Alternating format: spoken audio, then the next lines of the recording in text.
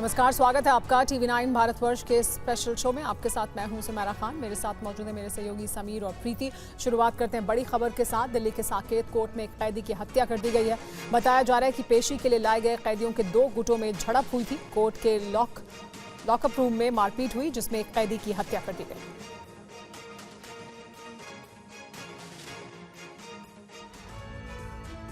खबर है कि दिल्ली के साकेत कोर्ट के हवालात में कैदियों के 2 गुट आपस में भिड़ गए। ये सभी पेशी के लिए लाए गए थे। इस बीच मारपीट के दौरान एक कैदी की गला दबाकर हत्या कर दी गई। हत्या के बाद 2 गुटों के बीच मारपीट की भी घटना हुई। पुलिस मामले की जांच कर रही है। सूत्रों के मुताबिक मारपीट की घटना साकेत कोर्ट लॉकअप खारजा नंबर 5 में हुई। मरने वाले कैदी का नाम अमन बताया जाता है, जो दिल्ली के गोविंदपुरी का रहने वाला था। बताया जाता है कि हमला करने वालों में जितेंद्र उर्फ जीते और जयदेव उर्फ बच्चा शामिल था। बताया जाता है कि जितेंद्र और अमन के बीच पुरानी दुश्मनी थी। दोनों तिहाड़ जेल नंबर 8 में बंद थे और उन्हें अदालती कार्रवाई के लिए साकेत कोर्ट लाया गया था। 2024 में जब वे दोनों जेल से बाहर थे, तब मारपीट की एक घटना हुई थी। उस घटना में अमन ने कथित तौर पर जितेंद्र और उसके भाई पर चाकू से हमला किया था। आशंका है कि उस घटना का बदला लेने के लिए अमन पर हमला किया गया। हत्या के बाद कोर्ट में हड़कंप मच गया। इससे पहले भी साकेत कोर्ट में ही अप्रैल 2023 में एक वकील ने एक महिला को 4 गोली मारी थी। पुलिस ने मनोज नाम के वकील को गिरफ्तार किया था। और साकेत कोर्ट में पेशी के लिए आए अमन की मौत कैसे हुई? कैदियों के 2 गुटों में हुआ क्या? टीवी 9 से खास बातचीत में साकेत बार एसोसिएशन के सचिव इस मामले पर क्या कह रहे हैं, आइए सुनते हैं। दिल्ली के जेलों से जो कैदी कोर्ट में पेश करने के लिए लाए जाते हैं, वो लॉकअप में लॉज होते हैं। उसके बाद उन्हें कोर्ट में पेश किया जाता है। तो 2 कैदी थे बता रहे हैं, जिन्हें कोर्ट में पेशी के बाद दोबारा लॉकअप में डाला गया। तो उनमें किसी बात की उनकी पुरानी रंजिश हुई होगी, उनमें झगड़ा हुआ और उनमें से एक की मौत हुई। जो मौत हुई उनमें कोई हथियार यूज नहीं हुआ, उन दोनों में हाथापाई हुई। वहाँ लॉकअप रूम में एक टॉयलेट के लिए सेग्रीगेट करने के लिए एक छोटी दीवार बनाई जाती है। वो दीवार सर पे लगने से एक की मौत हो गई है। सुरक्षा व्यवस्था पे सवाल उठना लाजमी है कि कोर्ट में अगर कैदी अगर इस तरह से हो, लेकिन मैं बता दूं लॉकअप में पूरी प्रॉपर सिक्योरिटी होती है। इस तरह की घटनाएं आज से पहले नहीं हुई है और ना किसी हथियार का यूज हुआ है। लेकिन उनमें झगड़ा हुआ। लेकिन ये जो घटना हुई है with in fractions of second हुई है। उनमें झगड़ा स्टार्ट हुआ, एक ने एक को मारा, दूसरे के सर पे लगी। तो वैसे तो सिक्योरिटी पे उठते हैं। इसमें हमारी इंटरनल इन्वेस्टिगेशंस भी चल रही है कि इस तरह की घटनाएं साकेत कोर्ट में पहली बार हुई है और बिल्कुल निंदनीय है और हमारी इस पे इन्वेस्टिगेशन चल रही है। सभी अंडर ट्रायल्स एक ही जगह पर एकत्रित थे, तो ऐसे में आपस में झगड़े होने की चांस ज्यादा? बिल्कुल। अब वैसे प्रॉपर अगर आप हर कोर्ट में देखोगे तो लॉकअप लिमिटेड स्पेस ही होता है। यहाँ पर डेली 500 से 700 लोग पेश किए जाते हैं कोर्ट में, तो सबके लिए सेपरेट रूम पॉसिबल नहीं है। और इस वक्त एक बड़ी जानकारी आ रही है। बेंगलुरु हादसे पर आरसीबी ने मदद का ऐलान किया है। मृतकों के परिजनों को 10-10 लाख रुपए दिए जाएंगे। 11 मृतकों के परिजनों को मिलेगी आर्थिक मदद।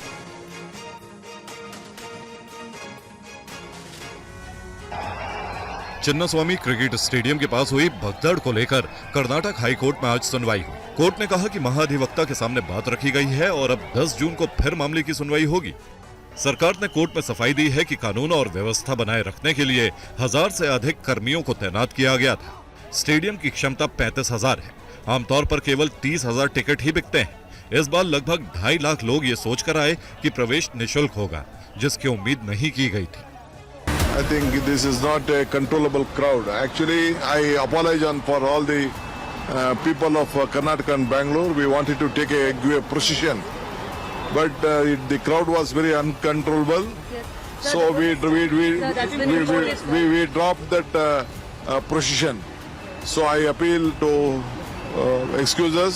Even from the Vidhan Soda till here, though the rain came and it was the crowd was uncontrollable. The police also was finding very difficult, so we stopped the procession. We brought a open vehicle also there. I think you saw that. Yeah.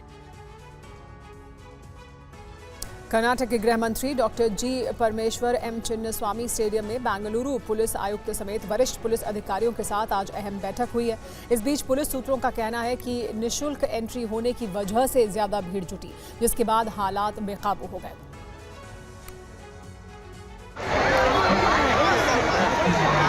Bengaluru cricket stadium के पास भगदड़ के कारणों के कई कारण गिनाए जा रहे हैं। पुलिस सूत्रों ने बताया कि शुरुआती अफरा तफरी जो बाद में भगदड़ में बदल गई, भगदड़ का कारण है। विक्ट्री परेड को लेकर भ्रम, निःशुल्क पास, अत्यधिक भीड़ और चिन्नास्वामी स्टेडियम में सीमित सीटें गिनाई जा रही हैं। कहा जा रहा है कि निःशुल्क एंट्री होने की वजह से कई क्रिकेट प्रेमी टिकट वाले लोगों के साथ स्टेडियम में घुसने की कोशिश कर रहे थे। इससे अफरा तफरी मची, लोग गेट पर भी चढ़ गए। इस दौरान कुछ लोग जमीन पर भी गिरे और घायल हो गए। कर्नाटक के मुख्यमंत्री सिद्धारमैया ने कहा है कि स्टेडियम के पास भगदड़ के बाद 11 लोगों की मौत हो गई और 33 लोग घायल हो गए। स्टेडियम की क्षमता 35,000 लोगों की है, लेकिन 2 से 3 लाख लोग आए थे, जिसकी किसी को उम्मीद नहीं थी। जांच से तथ्य सामने आएंगे। बुधवार को बेंगलुरु ट्रैफिक पुलिस ने घोषणा की कि स्टेडियम में आरसीबी की विक्ट्री परेड नहीं होगी, बल्कि केवल सम्मान समारोह होगा। इससे असमंजस की स्थिति पैदा हो गई। पुलिस के मुताबिक 1 किलोमीटर के दायरे में करीब 50,000 लोग थे। पुलिस ने बड़ी भीड़ को नियंत्रित करने के लिए हल्का बल प्रयोग किया। और पहलगाम हमले के बाद पाकिस्तानी खुफिया एजेंसी ISI की गतिविधियों से जुड़े कई राज सामने आ रहे हैं। अब मैडम एन को लेकर नई जानकारी सामने आई है। क्या है जासूसी कांड का ये नया चैप्टर, इस रिपोर्ट में देखिए। इस मैडम एन का नाम नौशाबा शहबाद मसूद है। पकड़े गए जासूसों ने पूछताछ में इसका नाम बताया है। नौशाबा पेशे से कारोबारी है जो पाकिस्तान के लाहौर में जयाना ट्रेवल्स एंड टूरिज्म नाम से बिजनेस चलाती है। नौशाबा का पति पाकिस्तान सिविल सर्विस से रिटायर्ड अधिकारी है। पाकिस्तान आर्मी और ISI के इशारे पर नौशाबा भारत में 500 जासूसों का नेटवर्क खड़ा करने में जुटी थी। दरअसल पहलगाम में आतंकी हमले के बाद पाकिस्तान खुफिया एजेंसी ISI को लेकर कई अहम जानकारियां सामने आ रही हैं। पैसों का लालच देकर कई भारतीयों को कैसे फंसाया और उनसे गोपनीय जानकारियां हासिल की, सारे राज से धीरे धीरे पर्दा उठ रहा है। ISI के जाल में फंसने वाले अब तक कई जासूसों को गिरफ्तार भी किया गया है। इस बीच ISI की मैडम एन को लेकर बड़ी जानकारी सामने आई है। भारत को लेकर उसकी साजिश बेनकाब हुई है। ये भी जानकारी सामने आई है कि पाकिस्तान घुमाने के बहाने नौशाबा यूट्यूबर ज्योति महलोत्रा जैसे तमाम यूट्यूबर और सोशल मीडिया इन्फ्लुएंसर्स को झांसे में लेने का काम कर रही थी। नौशाबा ही इन्हीं यूट्यूबर और सोशल मीडिया इन्फ्लुएंसर्स को पाक आर्मी और ISI अधिकारियों से मिलवाती थी।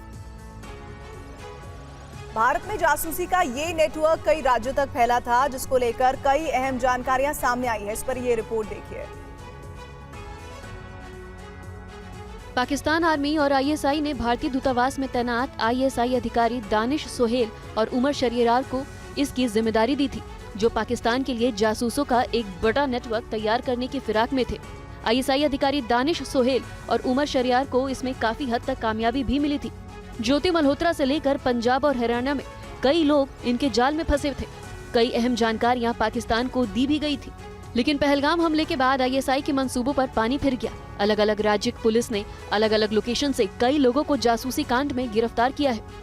पुख्ता सबूत मिलने के बाद खुफिया एजेंसियों के इशारे पर पुलिस ने हरियाणा से ज्योति मल्होत्रा हिसार, देवेंद्र सिंह ढिल्लो, कैथ, अरमान और तारीफ, नू और नुमान इलाही पानीपत से पकड़े गए। वहीं आज जासूसी मामले में स्पेशल सेल के द्वारा गिरफ्तार किए गए कासिम और हसीन को पटियाला हाउस कोर्ट में पेश किया गया, जहां कासिम और हसीन को 7 दिन के पुलिस रिमांड पर भेज दिया गया है। बता दें कि भारत में जासूसी एक गंभीर अपराध माना जाता है, जिसमें कड़ी सजा का प्रावधान है। राजस्थान के डीग जिले से जासूसी के आरोप में पकड़े गए दोनों भाइयों कासिम और हसीन की रिमांड 7 दिनों के लिए और बढ़ा दी गई है। दोनों को दिल्ली पुलिस की स्पेशल सेल की रिमांड में भेज दिया गया है। पाकिस्तान के लिए जासूसी के आरोप में पकड़े गए दोनों भाइयों कासिम और हसीन को आज दिल्ली की पटियाला कोर्ट में पेश किया गया। दिल्ली पुलिस की स्पेशल सेल ने कासिम और हसीन से पूछताछ के लिए 7 दिनों की रिमांड बढ़ाने की मांग की है, जिसे कोर्ट ने स्वीकार कर लिया है। दिल्ली पुलिस की स्पेशल सेल ने कोर्ट में बताया कि दिल्ली से 3 सिम कार्ड खरीदे गए थे, जिनमें से एक सिम कार्ड कासिम के नाम पर, दूसरा सिम कार्ड हसीन के नाम पर और तीसरा सिम कार्ड असलम नाम के शख्स के नाम पर रजिस्टर्ड था। तीनों सिम कार्ड कासिम ने पाकिस्तान में PIO यानी पाकिस्तान इंटेलिजेंस ऑपरेटिव को दिए। कासिम ने ये काम अपने पाकिस्तान दौरे में किया था। इतना ही नहीं, स्पेशल सेल ने कोर्ट में बताया कि उन्हीं नंबरों के जरिए PIO, DRDO और रक्षा मंत्रालय के अधिकारी को हनी ट्रैप करने की कोशिश कर रहे थे। दोनों भाइयों ने सेना से जुड़े सेंसिटिव लोकेशन की जानकारी पहलगाम हमले के बाद पाकिस्तानी हैंडलर्स के साथ शेयर की थी। बदले में दोनों के अकाउंट में पैसे भी भेजे गए थे। पुलिस ने कहा कि दोनों से अभी मनी ट्रेल के बारे में जानकारी हासिल करनी है। और social media influencer Sharmistha Panoli को कलकत्ता हाईकोर्ट से जमानत मिल गई है। हाईकोर्ट ने पुलिस से शर्मिष्ठा को सुरक्षा देने को भी कहा है। Social media content creators Sharmistha Panoli को जमानत मिल गई है। कलकत्ता हाईकोर्ट ने शर्मिष्ठा को 10,000 के निजी मुचलके पर जमानत दी है। अदालत ने पुलिस से शर्मिष्ठा को सुरक्षा देने को भी कहा है। कोर्ट ने कहा है कि शर्मिष्ठा को विदेश जाने के लिए CJM की इजाजत लेनी होगी। हाईकोर्ट ने जमानत देते हुए कहा कि हिरासत में लेकर शर्मिष्ठा पनौली से पूछताछ की कोई जरूरत नहीं है, क्योंकि उनकी भागने की कोई योजना नहीं है। कोर्ट ने शर्मिष्ठा को अपना पासपोर्ट जमा करने के लिए भी कहा है। जमानत मिलने के बाद शर्मिष्ठा के पिता पृथ्वीराज पनौली ने कहा कि वो बहुत होशियार लड़की है और मैं उसे अपना भविष्य तय करने का मौका दूंगा। पिता ने कहा कि शर्मिष्ठा को अपनी गलतियों का एहसास है और उन्हें उम्मीद है कि अपनी गलतियों से शर्मिष्ठा सीखेगी। विवादित टिप्पणी के बाद कोलकाता पुलिस ने एक शिकायत के आधार पर शर्मिष्ठा को गुरुग्राम से गिरफ्तार किया था। शर्मिष्ठा पर आरोप था कि उसने सांप्रदायिक टिप्पणियों वाला एक वीडियो अपलोड किया था। विवादित पोस्ट डालने वाले वजाहत खान के खिलाफ अब बीजेपी विधायक अग्निमित्रा पॉल ने केस दर्ज कराया है। विवादित पोस्ट डालने वाला वजाहत खान फिलहाल फरार है। वजाहत खान कादरी के खिलाफ कोलकाता, असम और दिल्ली में कई एफआईआर दर्ज हैं। कोलकाता में एक FIR Golf Green police station में दर्ज की गई है। KP cyber cell Garden Reach police station में दर्ज एक और शिकायत की जांच हो रही है। वहीं अब बीजेपी विधायक अग्निमित्रा पॉल ने भी वजाहत खान के खिलाफ मामला दर्ज करवाया है।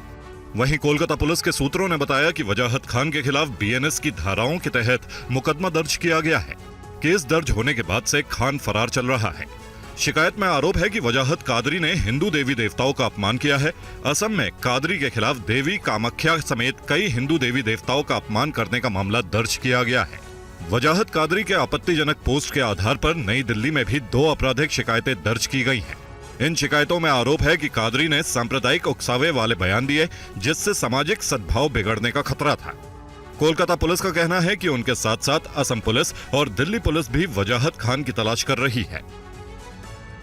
बिहार की राजधानी पटना में डोमिसाइल नीति लागू करने की मांग को लेकर छात्रों का गुस्सा सड़कों पर फूट पड़ा है। छात्रों ने जमकर विरोध प्रदर्शन किया।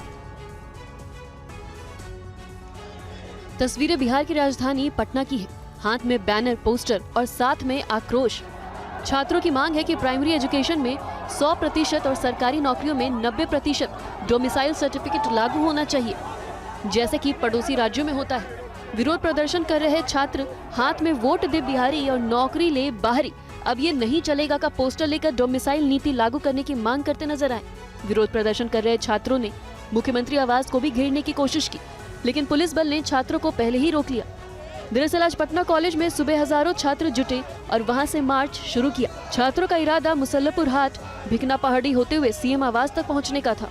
हम लोग का एक ही मांग है कि डोमिसाइल नीति 100% लागू करे बिहार में, नहीं तो आने वाला आगामी चुनाव में सरकार को जड़ से उखाड़ फेंकेंगे हम लोग। बस यही मांग है, उसको पूरा कर दे सरकार, नहीं तो हम लोग रुकने वाले नहीं है। इस बार इंडिया में हर स्टेट में तकरीबन इनडायरेक्ट डायरेक्ट रूप में डोमिसाइल लागू है। जैसे उत्तर प्रदेश में आपको 5 साल का डोमिसाइल लागू है, 5 साल का रेजिडेंस है तो मिलेगा। हरियाणा में 10% 90% है, उत्तराखंड में है, लेकिन बिहार में क्यों नहीं? हर जगह का इंडिया का संविधान एक ही है ना, किस संविधान के तहत वो लोग देते हैं और ये दे नहीं पा रहे हैं। और तेजस्वी यादव ने 85% आरक्षण को लेकर नीतीश कुमार को पत्र लिखा है। तेजस्वी ने इसके लिए विशेष सत्र बुलाने की मांग भी की। बिहार में चुनाव को लेकर सभी दलों ने तैयारियां शुरू कर दी हैं। इस बीच तेजस्वी यादव ने आरक्षण को लेकर नया दांव खेल दिया है। आरक्षण के मुद्दे पर लगातार केंद्र की मोदी सरकार और बिहार की नीतीश सरकार को घेरने वाले तेजस्वी यादव ने आरक्षण की सीमा बढ़ाने को लेकर बिहार के मुख्यमंत्री को पत्र लिखा है। तेजस्वी यादव ने अपने पत्र में कहा है कि आरक्षण का दायरा 85% तक बढ़ाया जाए, जिससे कि राज्य के दलित, आदिवासी, पिछड़ा, अति पिछड़ा और अन्य दबे कुचले लोगों को बढ़े हुए आरक्षण का तुरंत लाभ मिल सके। तेजस्वी यादव ने पत्र में लिखा है कि इसे 9वीं अनुसूची में शामिल करने का प्रस्ताव केंद्र सरकार को 3 सप्ताह के अंदर भेजने की कृपा की जाए। तेजस्वी ने आरक्षण की नीति को लागू करने के लिए एक सर्वदलीय बैठक बुलाने की मांग भी की है। तेजस्वी यादव ने अपने पत्र में कहा है कि 1 दिन का विधानमंडल का विशेष सत्र भी बुलाया जाए और इसे पारित किया जाए। तेजस्वी यादव ने इसके समर्थन में आंदोलन की चेतावनी तक दी है। उन्होंने कहा है कि अगर ऐसा नहीं किया गया तो राज्य के 90% दलित, आदिवासी, पिछड़े, अति पिछड़े और सदियों से दबे कुचले लोगों के हित में हम राज्य भर में एक व्यापक जन आंदोलन की शुरुआत करेंगे। जनगणना को लेकर एक बड़ी जानकारी। इस बार की जनगणना में जाति गिनी जाएगी, लेकिन वर्ग की गिनती नहीं होगी। जनगणना के बाद ओबीसी की संख्या का पता नहीं चल पाएगा। सरकार ने जनगणना की तारीखों का ऐलान कर दिया है। इस बार की जनगणना 2 चरण में कराई जाएगी। जनगणना का पहला चरण 1 अक्टूबर 2026 से शुरू होगा। दूसरा चरण 1 मार्च 2027 से शुरू होगा। सूत्रों के मुताबिक इस बार की जनगणना में जातियों की गिनती तो होगी, लेकिन वर्ग की गिनती नहीं होगी। यानी जनगणना के बाद यह आंकड़ा नहीं आएगा कि देश में ओबीसी की संख्या कितनी है।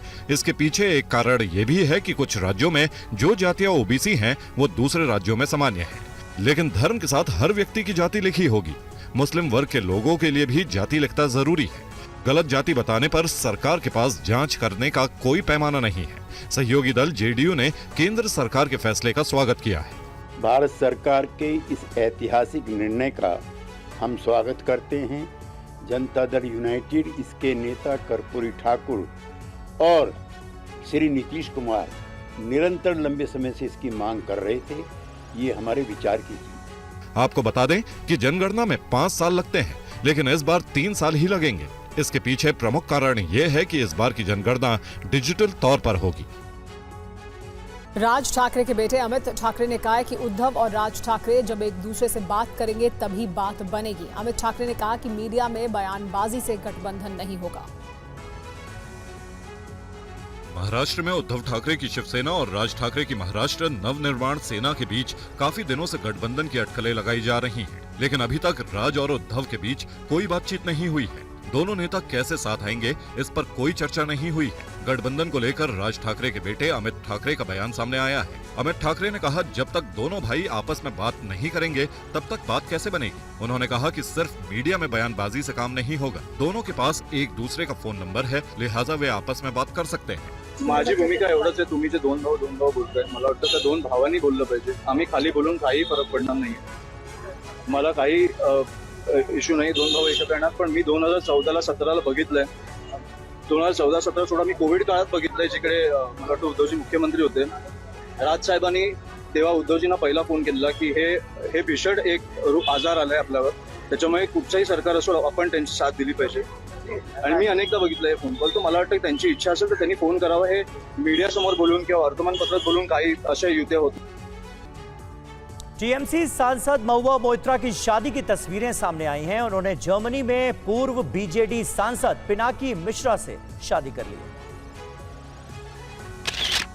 टीएमसी सांसद महुआ मित्रा और बीजू जनता दल के पूर्व सांसद रहे पिनाकी की ये तस्वीरें सोशल मीडिया पर वायरल हैं। तस्वीरों में देख सकते हैं कि दोनों हाथ में हाथ डाले जर्मनी की सड़कों पर घूम रहे हैं। महुआ बेहद खुश नजर आ रही हैं। वो गोल्ड और हल्के पिंक रंग की साड़ी पहनी है। हालांकि शादी को लेकर अभी दोनों की ओर से किसी तरह का आधिकारिक बयान नहीं आया है। दोनों की शादी की किसी को कानो कान खबर नहीं हुई।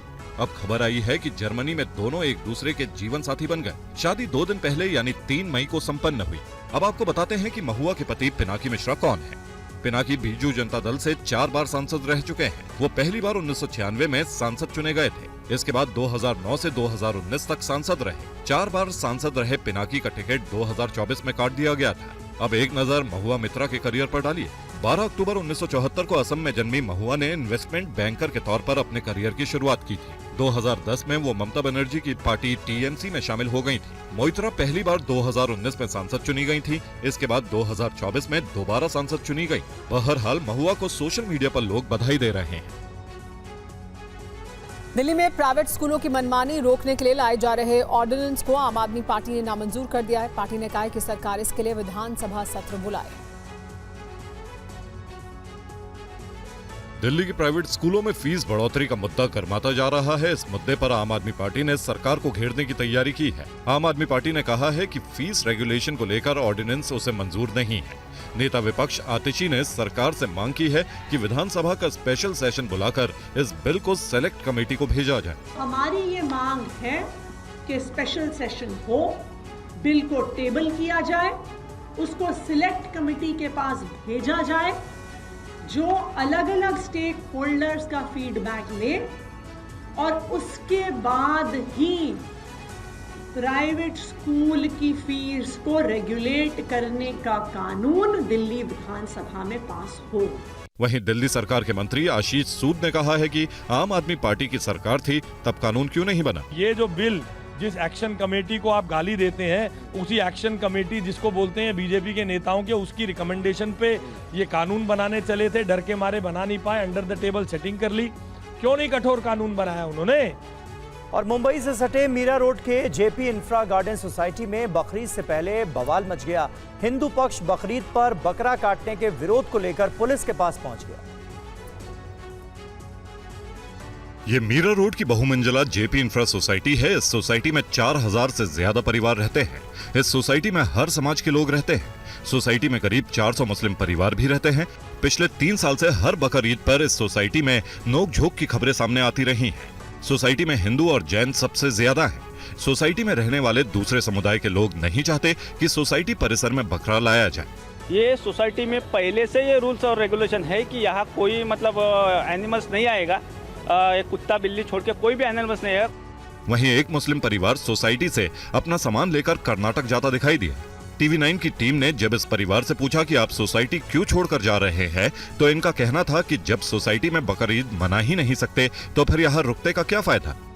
सोसाइटी में बना सकते हैं लेकिन हम लोगों को इधर अलाउ ही नहीं है, तो फिर हम लोग कैसे मनाएंगे। इसके लिए हम अपने गाँव जाकर आराम से वहाँ पर ईद मना सकते हैं ताकि किसी की कोई रेस्ट्रिक्शंस नहीं रहे। बकरी ईद का मतलब ही होता है कि बकरी के लिए ईद मनाते हैं और यहाँ पे वही अलाउड नहीं है तो कैसे मतलब रहेगा, तो इसलिए वहाँ जा रहे हैं। और लद्दाख के 194 अग्निवीर भी आज देश सेवा के लिए तैयार हुए हैं। लेह में आज उनकी पासिंग आउट परेड हुई।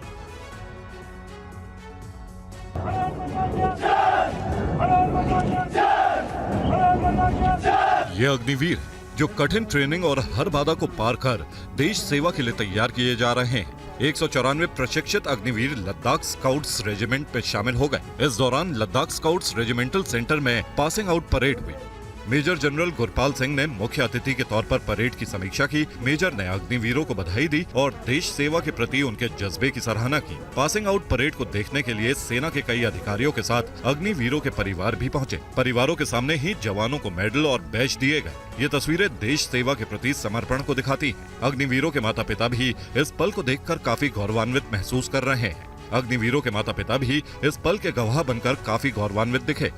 ये अग्निवीर लद्दाख के कई क्षेत्रों से सेना में शामिल किए गए हैं। असाधारण पराक्रम के लिए इन युवा सैनिकों को चुना गया है। अग्निवीरों ने कहा कि उनकी मेहनत जारी रहेगी। देश सेवा के लिए वो अपना सर्वस्व न्यौछावर करने को तैयार है। राष्ट्र की सेवा के लिए वो किसी भी बाधा को तोड़ने के लिए तैयार है।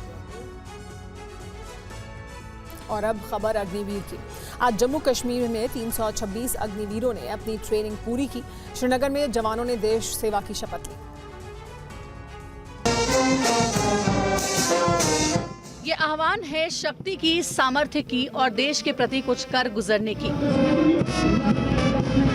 ये अग्निवीर जम्मू कश्मीर के अलग अलग जिलों से देश की सेवा के लिए तैयार हो गए हैं। इनका आज ये पासिंग आउट परेड हुआ। अग्निवीरों के पासिंग आउट परेड में बड़ी संख्या में परिजन मौजूद थे। छोटे छोटे नन्हे नन्हे बच्चे भी पहुंचे, जिनकी आंखों में देश की आन बान और शान की तस्वीरें दिखी।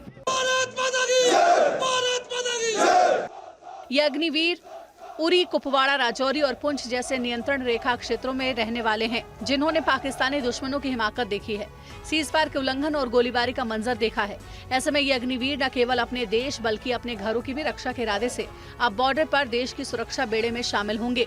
बाकी जवानों के साथ कदम ताल करेंगे। इन अग्निवीरों के जोश को देखकर कह सकते हैं कि उस सरहद को कोई छू नहीं सकता जिसकी निगहबान है ये आंखें। आपको बता दें कि ऑपरेशन सिंदूर के दौरान पाकिस्तान को पस्त करने में 3000 अग्निवीरों ने अपना दम दिखाया था। कई हवाई रक्षा इकाइयों में 150 से 200 अग्निवीर तैनात थे, जिन्होंने पाकिस्तानी मिसाइलों और ड्रोन को मार गिराया। अब भारत में ही फाइटर जेट का ढांचा तैयार किया जाएगा। इसके लिए टाटा और दसॉल्ट एविएशन के बीच एक अहम करार हुआ है।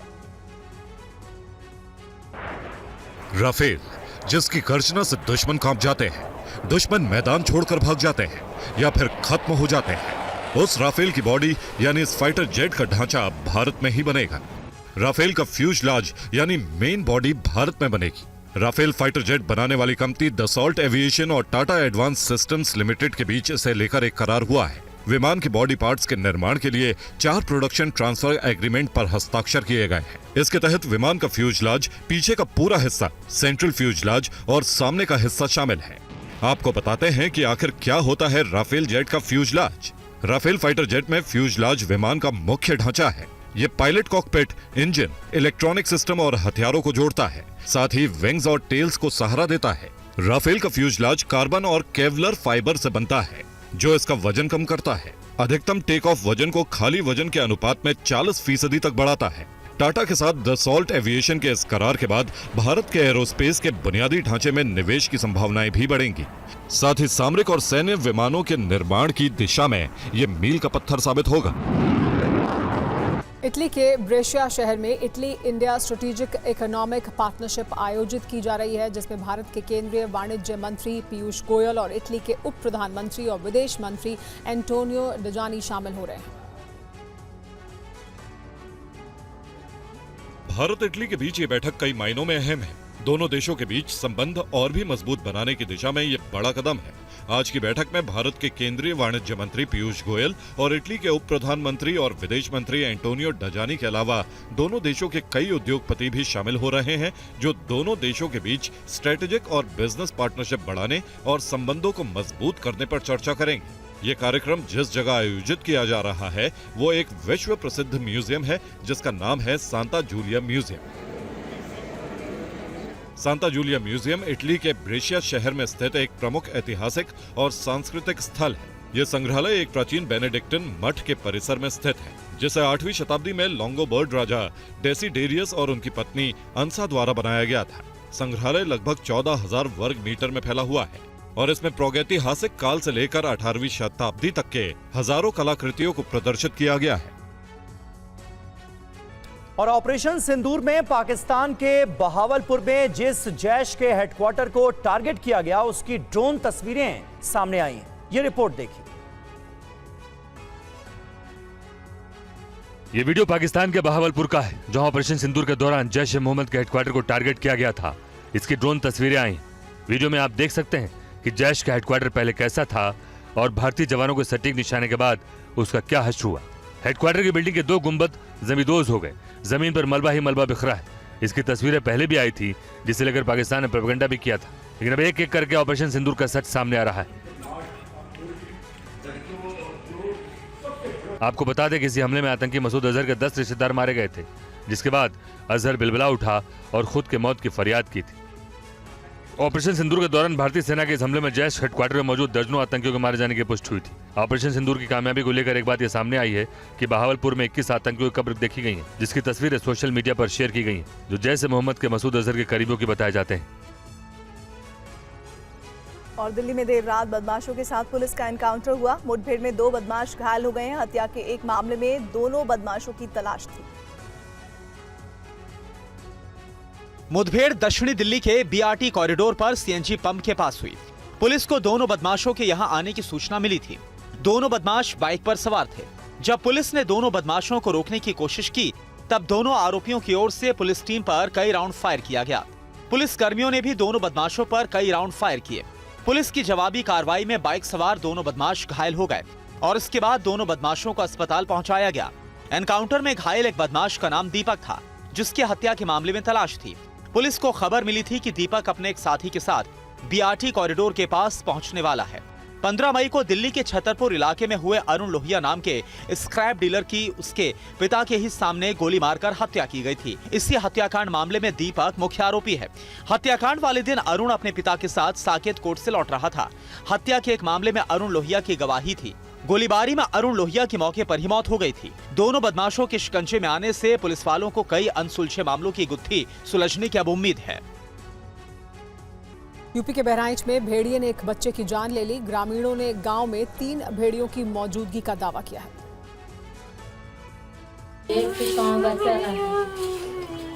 बहराइच के गदामार कला गांव में मातम पसरा है। यहां मां के साथ सो रहे 2 साल के मासूम को भेड़िया उठाकर ले गया। गांव से करीब 1 किलोमीटर दूर भेड़िए ने बच्चे को मारकर फेंक दिया। गांव वाले गांव में 3 भेड़िए देखे जाने का दावा कर रहे हैं। बच्चा अपनी मां के साथ सो रहा था और भेड़िया आया, दबोच के ले गया। कैसे जानकारी हुई आपको?